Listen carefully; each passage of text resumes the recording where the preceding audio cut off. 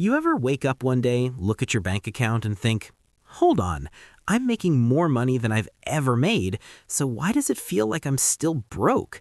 Like somehow your income went up, but your savings didn't. Your lifestyle went up, but your freedom didn't. Your paycheck got bigger, but your stress got worse. If that sounds familiar, yeah, that's not bad budgeting. That's not you being irresponsible. That is the invisible financial trap almost every adult falls into after age 30, and nobody warns you. And today, we're talking about the 3 costs that explode after 30, quietly, slowly, and predictably, and if you don't see them early, they will financially choke you for the next 20 years. My name is Tyler, and I spend way too much time thinking about why people with good lives still feel financially stuck.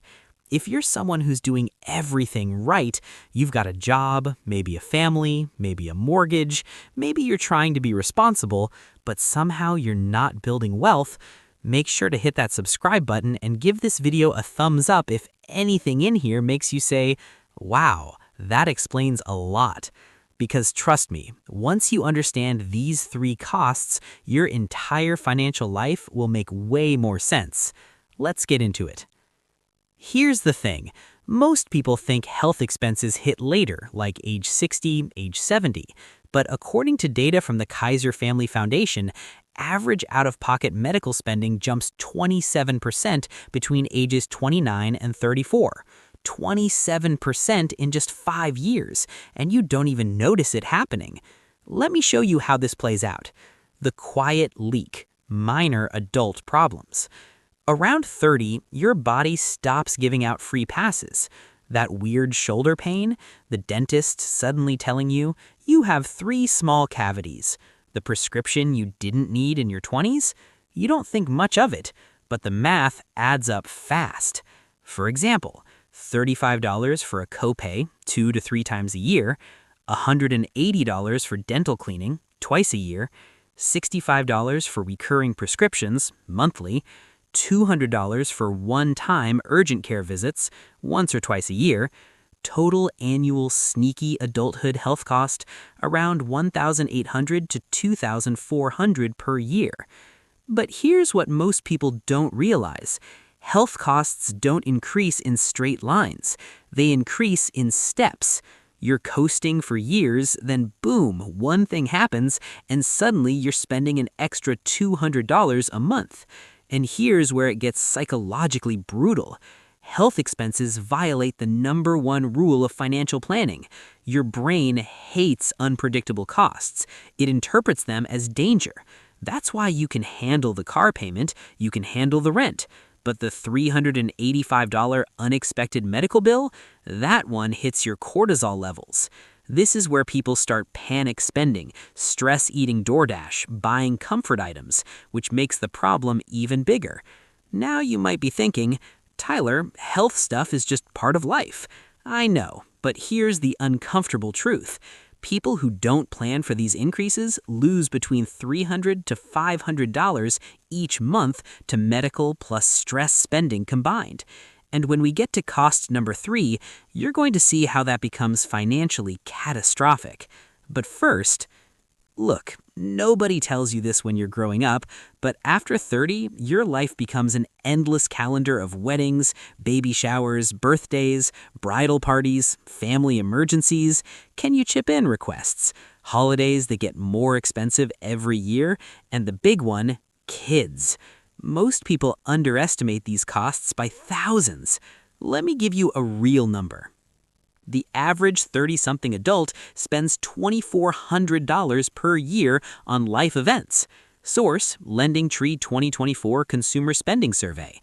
Now you look at that number and go, no way I spend that much. Okay, let's break it down together. The real math. Wedding gift, $150. Flight and hotel for wedding, $600 to $1,000. Baby shower gift, $40 to $75. Birthday dinner, $60. Holiday gifts, $600 plus. Random work events, $150. Bachelor or bachelorette trip, $500 to $1,200. And if you have kids, multiply everything by 3 to 5x. Before 30, your money decisions are what do I want? After 30, your money decisions become what do everyone else need from me? You start feeling guilty for saying no. You want to support people. You want to be a good friend, a good sibling, a good son or daughter. And marketers know this. Companies don't target teenagers with guilt-based spending. They target you, the 30-something with a stable income and social pressure. Here's where it gets really interesting. This category grows exponentially because the older you get, the more people around you hit milestone years. You're not just buying holiday gifts anymore. You're buying housewarming gifts, engagement gifts, anniversary gifts, baby number 2 gifts, and eventually graduation gifts for other people's kids. This becomes a permanent, not temporary cost. But Tyler, what am I supposed to do? Just stop being generous? No, this isn't about generosity. This is about awareness. Because if you don't understand the financial pattern behind this, you will always feel like, I make good money, but where the hell does it go? Now let's move to the big one. The one that ruins more financial plans than anything else after 30. This is the big one, the hidden monster, the thing almost nobody talks about because it sounds boring but is actually the silent wealth killer. What is lifestyle stabilization? It's the point where your back can't handle the cheap mattress anymore. Your knees can't handle the $29 shoes anymore. Your stress can't handle the terrible apartment anymore. Your schedule can't handle unreliable transportation anymore. Your mental health can't handle clutter and chaos anymore. See, in your 20s, you can deal with it. You're flexible. You can tolerate low comfort. But after 30, your tolerance collapses. You start spending to keep your life stable. The real costs? A real bed is $600 to $900. A better apartment plus $250 per month. Reliable car plus $280 per month. Loan or repairs. Higher quality food plus $80 per month. Household replacements, furniture, appliances, repairs, $1,000 to $2,000 per year. Services for time, cleaning, childcare, meal convenience, $150 to $400 per month. Individually, none of these seem crazy, but combined, here's the math. Better housing plus $250 per month. Better car or repairs plus $280 per month. Higher food quality plus $80 per month. Household necessities plus $90 per month. Convenience spending plus $200 per month. Total $900 per month. That's $10,800 per year. This is why people making $80,000 feel like people making $40,000, because as your quality of life needs increase, your discretionary income collapses. The psychology, this is why people feel financially stuck. Here's what most people don't realize. After age 30, your expenses grow in the 3 categories that are the hardest to see: health, obligations, and lifestyle stability. These aren't luxuries, they're defaults. Your brain doesn't register them as optional spending, so you don't track them. This is why someone earning $6,000 a month can still feel like they're drowning.